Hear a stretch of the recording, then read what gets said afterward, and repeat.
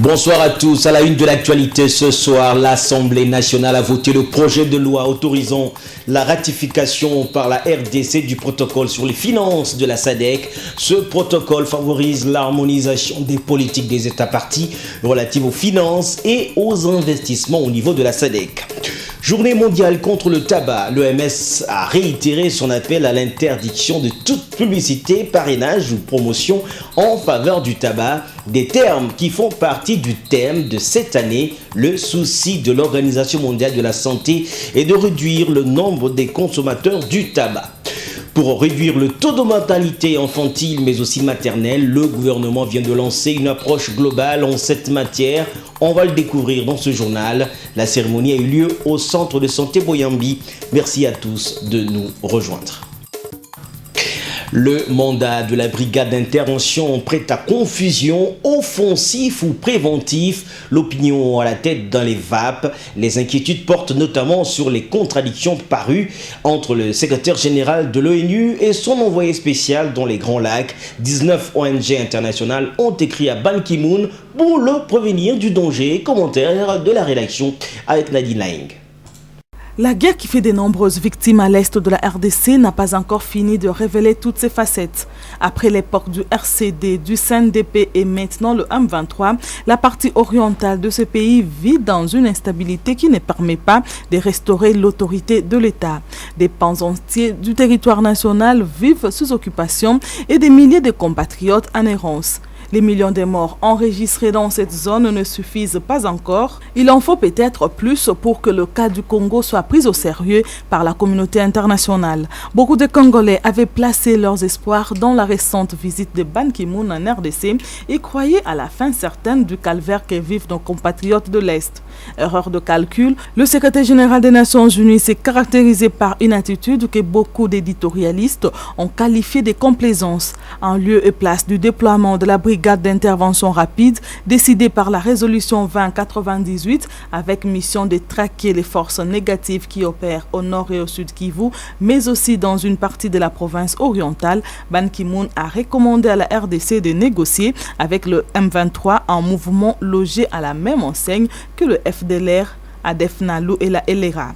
Comment peut-on négocier avec une force négative dont les actes terroristes endeuillent encore les pays, s'inquiète la société civile du Nord Kivu? Quelle est alors la vraie mission de la brigade d'intervention rapide si elle ne vient pas combattre les groupes armés qui écument l'est de la RDC à l'instar du M23, s'interrogent certains Congolais médusés. Où sont passés les drones annoncés par le ministre des Médias pour surveiller les frontières orientales du pays? Autant de questions qui demeurent sans réponse. Côté opposition radicale, on voudrait savoir si Ban Ki-moon a subi quelle pression pour épouser les thèses du Rwanda qui, comme on le sait, s'était farouchement opposé à l'option militaire levée par le Conseil de sécurité des Nations Unies. Consciente du danger qui se précise dans l'est de ces riches pays à la population extrêmement pauvre, 19 ONG viennent de demander à Ban Ki-moon d'éveiller à l'efficacité de la brigade d'intervention rapide.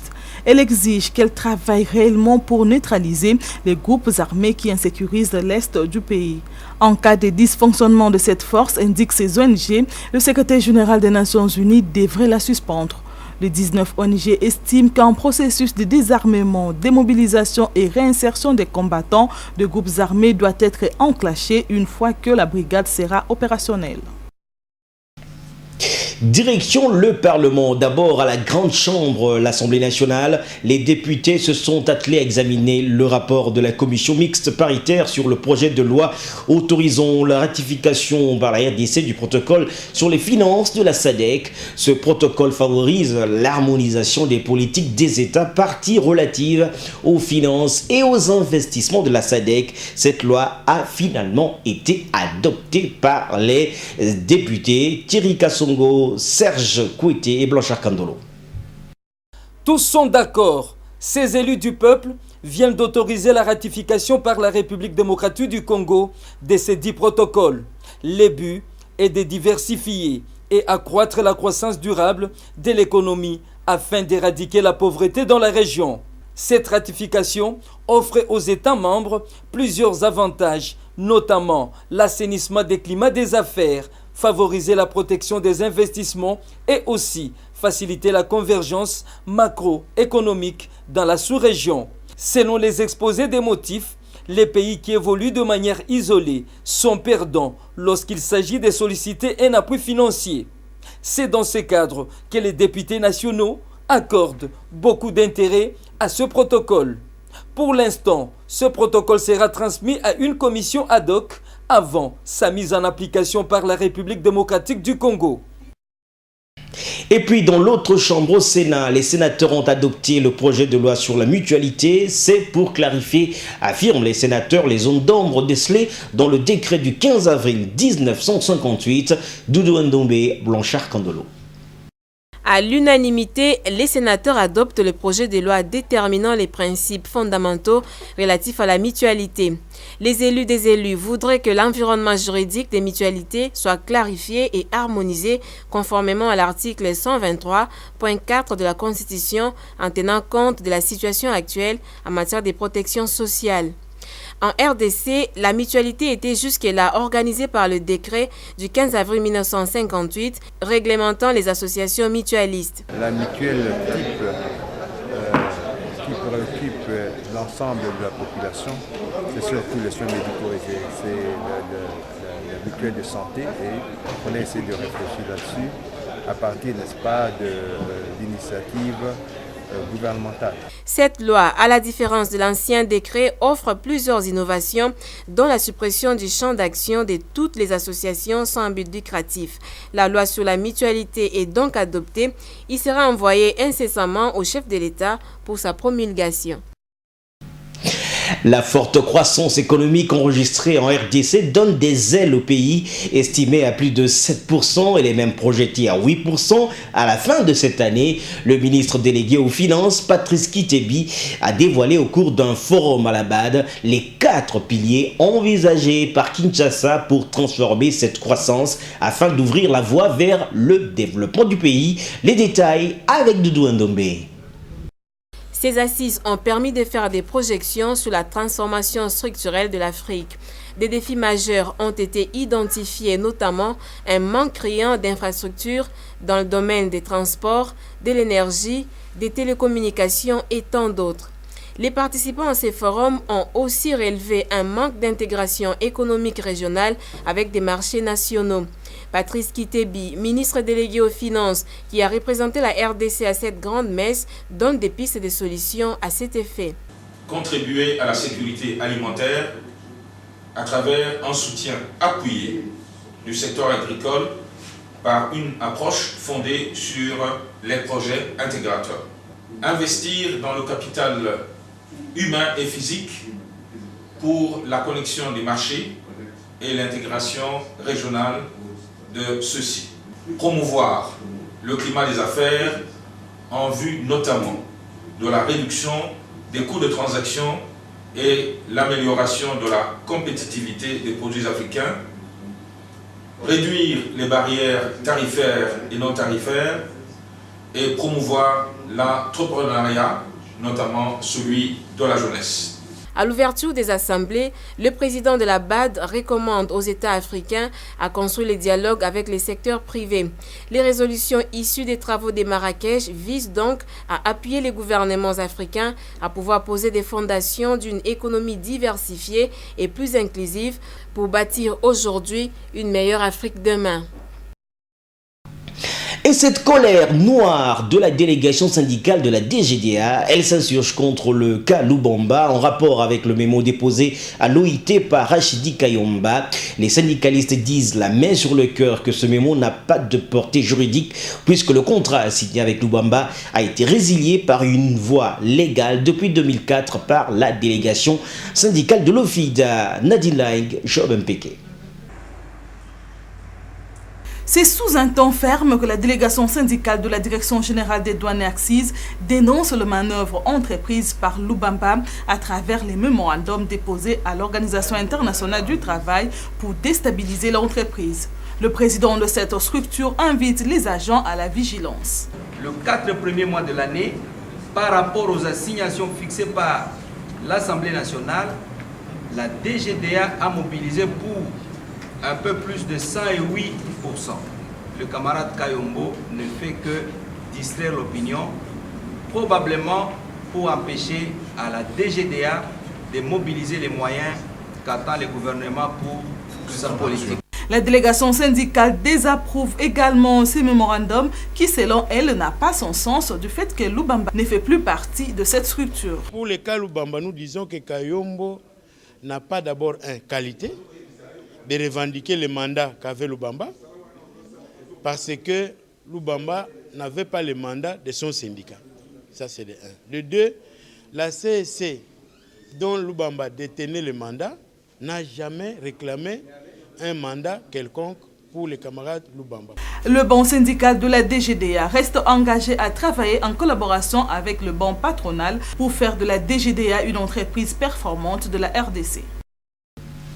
Ce vendredi, le monde célèbre la journée internationale sans tabac, une occasion pour l'OMS de réitérer son appel à l'interdiction de toute publicité, parrainage ou promotion en faveur du tabac, des termes qui font partie du thème de cette année.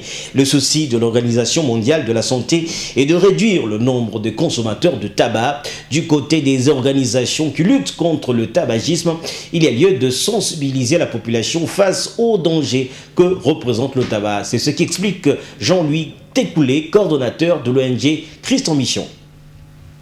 La journée mondiale sans tabac est considérée par l'Organisation mondiale de la santé comme une occasion donnée par les Nations unies pour protéger les générations actuelles et futures non seulement des conséquences désastreuses du tabac sur la santé, mais aussi et surtout sur les fléaux que le tabagisme représente pour la société, l'environnement et l'économie.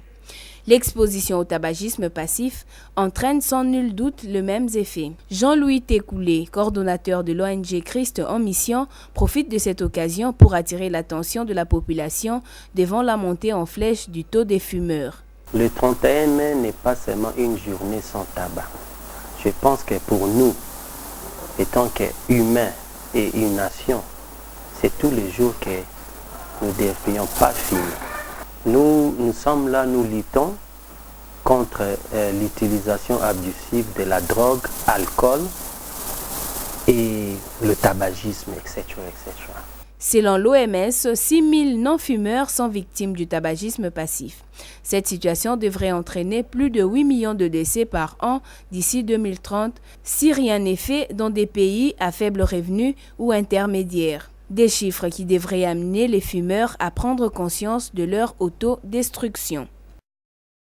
Dans les rues de Kinshasa, les Kinois se sont prononcés pour ou contre le tabac. Certains estiment que les entreprises tabacicoles contribuent au développement du pays par des taxes qu'elles payent. Certains, plus durs, pensent que ces compagnies contribuent plutôt au malheur de la population. Poporkei par Mariam Boya. Une envie qui m'arrive de fumer, ça m'arrive. Sans le savoir, j'ai envie de fumer. Sur le plan sanitaire, tout est préjudiciable. Hein. Tout ce que nous mangeons, nous buvons est préjudiciable à la santé. Hein. Il suffit seulement de bien doser et puis ça va. Quoi. Ils contribuent énormément. Ce sont des entreprises qui payent mieux que quiconque. Non, fumer, ce n'est pas bon pour la santé. Bon, je les conseille de ne pas fumer. Ce n'est pas bon. Quoi que ça, ils contribuent pour le développement du pays, mais ce n'est pas bon pour la santé. Fumer, c'est nuisible à la santé. Non, ils contribuent à la destruction même, parce qu'ils sont en train de tuer des vies humaines. Non, je ne fume pas. Parce que je n'ai jamais osé fumer. Et je n'aime pas ça parce que c'est nuisible à la santé. Parce que quelqu'un qui fume et qui tombe malade, il ne va plus travailler. Quand on travaille, on participe au développement. Il faut renforcer la sensibilisation pour que les gens puissent cesser de fumer. Hein, parce que c'est nuisible à la santé. Non, moi je ne fume pas. Bon, je suis déjà un homme averti depuis longtemps, depuis que j'étais élève. Je sais les conséquences du tabac, en tout cas je ne prends pas ce risque-là de fumer. Bon, ceux qui fabriquent du tabac, ce sont des commerçants. Quelque part, ils regardent la partie commerciale, tout ce qui a trait avec leurs recettes, et puis ils voient aussi, ils contribuent aussi quelque part là. Par le fait que les gens qui en prennent subissent des conséquences. On reste dans le domaine de la santé. Cette fois, nous allons nous intéresser aux plus jeunes, les enfants qui, eux, ne fument pas, mais restent très exposés à la mort. Eh bien, pour réduire le taux de mortalité infantile, mais aussi maternelle, le gouvernement vient de lancer une approche globale. La cérémonie a eu lieu au centre de santé Boyambi. C'est le directeur exécutif de l'UNICEF qui a procédé au lancement de cette initiative, nous dit Rosa Wazi. La mortalité infantile et maternelle est toujours d'actualité en RDC. Renverser la tendance, le gouvernement opte pour la mise en place d'un cadre qui se charge de revoir la mortalité de la mère et de l'enfant. Cette stratégie consiste à mener des actions et consentir des efforts nécessaires dans les zones de santé afin de réduire d'ici 2015 le taux de mortalité en RDC. Le bailleur de fonds dont l'UNICEF promet de mettre la main à la poche dans le seul but d'aider le gouvernement à atteindre cet objectif. That is what committing to child survival, a promise renewed, is all about. C'est là donc un engagement en faveur de la survie de l'enfant, une promesse renouvelée. Et c'est cela, la promesse renouvelée. Donc, essayer de poser les fondements nécessaires en vue de pouvoir sauver des vies et des vies d'un plus grand nombre d'enfants. Félix Kabange, ministre de la Santé publique, s'engage au nom du gouvernement pour le bien-être de la mère et de l'enfant. Comme beaucoup d'autres pays, la République démocratique du Congo, notre cher pays, s'est engagée entre autres à réduire de 2/3 la mortalité des enfants de moins de 5 ans et d'1/3 celle des mères à l'horizon 2015. Investir dans le capital humain est très important pour le développement de la RDC. Voilà qui justifie l'appui du gouvernement dans le secteur de la santé. Les problèmes liés à l'habitat constituent une épine dans le pied du gouvernement. C'est dans cet esprit que la première dame, Marie-Olive Lembe Kambila, a proposé la création d'une nouvelle cité à Bibois, dans la commune de Ntsele. Les travaux vont bon train. On est d'ailleurs en phase de finition. Reportage. 3 ans ont suffi à l'équipe de Thierry Adam, maître de l'ouvrage, pour bâtir cette nouvelle cité à Bibois, dans la périphérie de la ville de Kinshasa. Financé sur fonds propres par l'ASBEL Initiative Plus de Marie-Olive Lembe Kabila, ce projet a pour objectif d'améliorer les conditions de logement des Congolais. 128 ouvriers, dont un ingénieur et 5 contremaîtres, ont construit ces 125 maisons de 2 types. Outre le salon, cuisine, véranda, installation sanitaire, la première catégorie a 2 chambres, tandis que la deuxième, 3 chambres à coucher. Marie-Olive Lembe Kabila est venue se rendre compte de la finition de son œuvre, accompagnée du ministre des Affaires foncières, Robert Mbwingabila. Ensemble, ils ont visité pièce par pièce l'une des maisons achevées et dont les bénéficiaires seront désignés selon le choix de Marie-Olive Lembe Kabila. Ensuite, c'est le chantier qui devra abriter le centre hospitalier qui a accueilli la délégation d'Olive Lembe. Cette formation médicale comprendra tous les services médicaux, de l'accueil jusqu'à l'hospitalisation et même une maternité. L'école, déjà disposée à recevoir les bons pupitres et les élèves, compte 12 classes. Robert Mbwingabila n'a pas caché son émotion. Je suis à la fois ému et impressionné. Ému de voir sortir du néant cette belle cité. Une initiative qui doit interpeller toutes les consciences selon le chef de la maison civile du chef de l'État. Maman Olive, la première dame de notre pays, elle prêche par l'exemple. Quel exemple? L'exemple du don de soi. Le don de soi, ce qui vous appartient, vous partagez avec les autres. Une cité moderne à Bibois où les activités agricoles sont également prévues.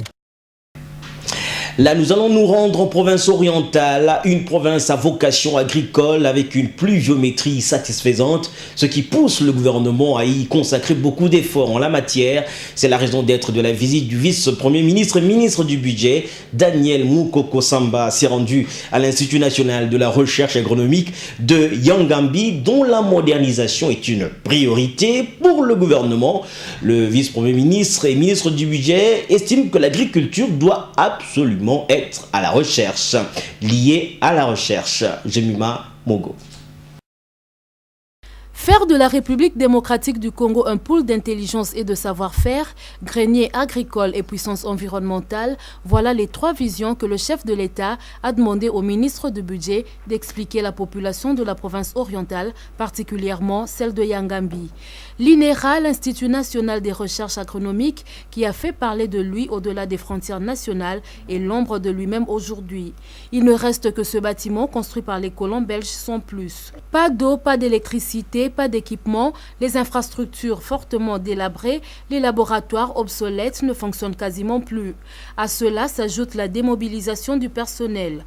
Le vice-premier ministre, conscient de l'ampleur du désastre, rassure que la mission gouvernementale qu'il conduit est venue proposer un plan de relance. Président de la République, Tozongisa Congo est comme un grenier agricole. Et les sapé Bamboka Moussous. Yango gouvernement monique pour Congo ezonga grenier agricole.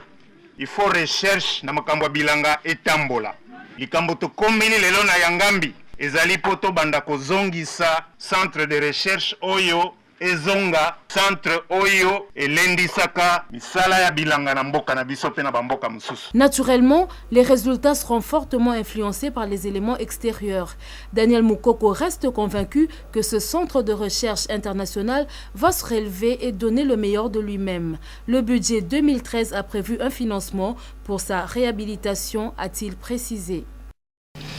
À ce stade du journal, nous allons parler de la décentralisation et les ateliers se multiplient justement pour en comprendre non seulement le bien fondé mais aussi proposer des mécanismes pour son effectivité. C'est dans ce cadre qu'un atelier s'est tenu à Kinshasa, organisé par l'autorité de régulation des marchés publics. Cette réflexion s'est penchée sur la mise en place des institutions de gestion en province. On écoute Maître Ounega, le représentant de la province orientale, à ses assises au micro de Isaac Tindumba.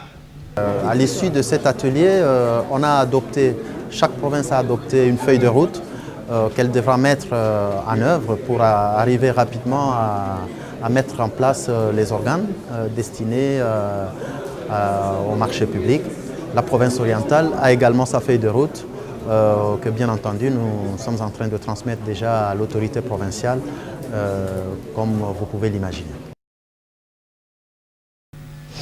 Quand le découpage territorial fait un bond dans la culture, cela grâce à l'ouvrage du député provincial élu du Kassai oriental, Théophile Lukamba, le livre va plonger le lecteur dans la connaissance de des nouvelles provinces. Son titre, Les pistes de la mise en œuvre des provinces de Lomami, Kassai oriental et Sankourou.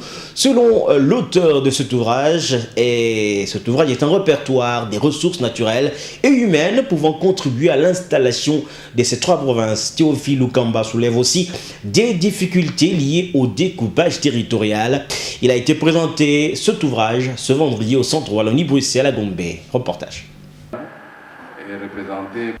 Devant les députés nationaux et provinciaux et bien d'autres invités de marque, Adolphe Lumanou Moulenda Bouanansefou porte sur le fond baptismaux l'ouvrage intitulé Les pistes de la mise en œuvre de provinces du Lomami, du Kassai oriental et du Sankourou.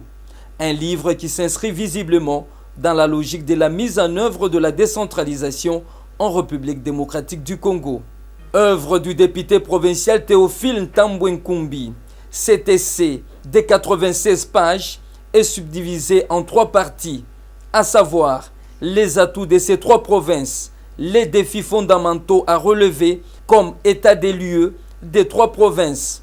L'auteur finit sa réflexion en proposant des pistes et des solutions. Le Kassai oriental qui donne naissance aux 3 nouvelles provinces est enclavé. Maintenant, les 3 nouvelles provinces doivent être désenclavées comment? Il faut utiliser des nouvelles voies. Parce que nous, on n'a pas l'habitude de circuler dans l'eau. Vous avez la Lomami, il peut avoir 1000 km sur ces 4 ou 5000 km. Il a au moins 1000 km où on peut circuler dans l'eau. Les solutions proposées devraient contribuer à formuler clairement les conditions préalables à l'installation des nouvelles provinces pour leur garantir un minimum de viabilité en tant qu'entité territoriale décentralisée.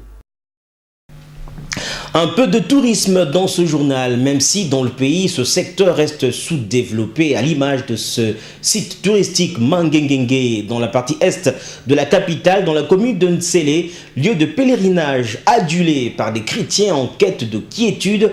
Eh bien, Mangengengue est abandonné à son triste sort. Les habitants du quartier Mbidou crient à haute voix leur malheur à cause du manque d'infrastructures. Jémy Mamogo.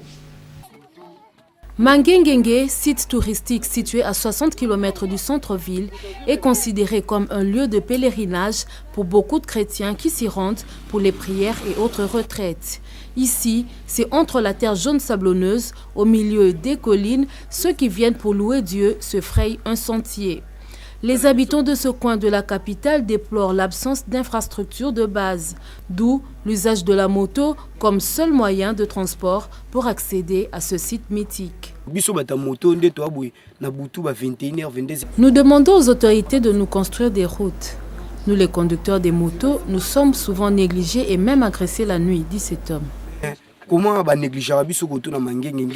L'eau et l'électricité font aussi défaut. La population de Mibou lance un cri d'alarme et interpelle le gouvernement. Nous avons besoin de l'eau et de l'électricité pour nous permettre de vivre normalement, ajoute cet autre.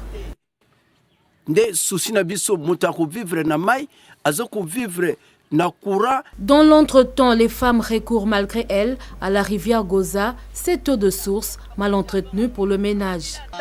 Regardez notre eau de boisson, comment elle se présente. S'il vous plaît, nous avons besoin de l'aide des autorités municipales. Le chef de localité demande au pouvoir public de relier ce coin au boulevard par la construction d'une route. Le désir de la population est que l'on puisse créer des routes pour le passage des piétons et les véhicules pour le développement de ce quartier. Ce site Mangengengue qui accueille des milliers de touristes est abandonné à son triste sort. Les habitants de ce coin interpellent les autorités urbaines à leur venir en aide. Vous n'avez pas eu l'occasion de parcourir la presse quinoise ce matin, c'est pas mortel parce que vous avez l'occasion de vous rattraper grâce à cette revue de presse présentée par Rosa Wazi.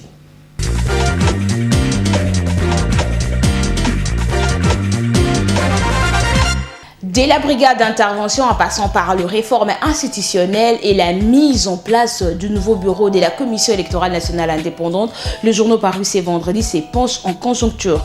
Brigade d'intervention, mandat offensif ou préventif, s'interroge le potentiel qui, à travers ces titres, veut savoir quel est le mandat exact de la brigade d'intervention car l'opinion est totalement dans la confusion. Les inquiétudes, selon le journal, portent sur ces contradictions apparues entre le secrétaire général de l'ONU et son envoyé spécial dans le Grand Lac. Pour renforcer les clous, 19 ONG internationales ont écrit à Ban Ki-moon pour les prévenir du danger de la phase opérationnelle dans l'est de la RDC. Le palmarès qui relaie la même information indique pour sa part que c'est dans une lettre ouverte adressée à Ban Ki-moon lors de son séjour en RDC. Elle demande au secrétaire général de l'ONU de veiller à l'efficacité de la brigade d'intervention, de neutraliser les forces armées qui insécurisent la RDC.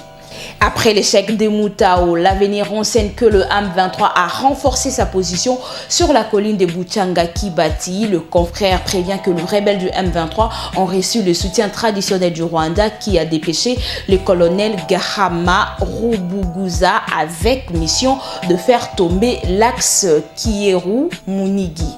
La prospérité s'intéresse aux spéculations qui entourent la candidature au poste du rapporteur du prochain bureau de la CENI.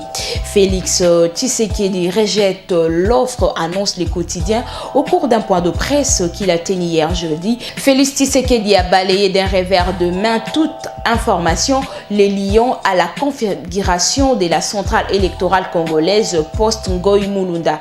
Inéni candidat n'a pas fait acte de sa candidature. Cette question, a-t-il renchéri, n'a jamais été dans l'agenda de son parti. Est-il clair? Est-il clair comme l'eau de roche? Félix Tshisekedi et non partant martèle le phare. Le journal Renchéri que Félix Tshisekedi a rassuré l'opinion tant nationale qu'internationale qui n'était pas candidat au poste de rapporteur au sein de cette institution d'appui à la démocratie et que cette question n'a jamais été à l'ordre du jour de l'agenda de son parti. Bouclons cette revue de presse avec l'Observateur qui annonce les réformes institutionnelles qui maintiennent la croissance économique. Et c'est la fin de cette revue de presse. Voilà, mesdames et messieurs, c'est la fin de cette édition d'information. J'aurai le plaisir de vous retrouver la semaine prochaine pour d'autres éditions. Au revoir, portez-vous bien.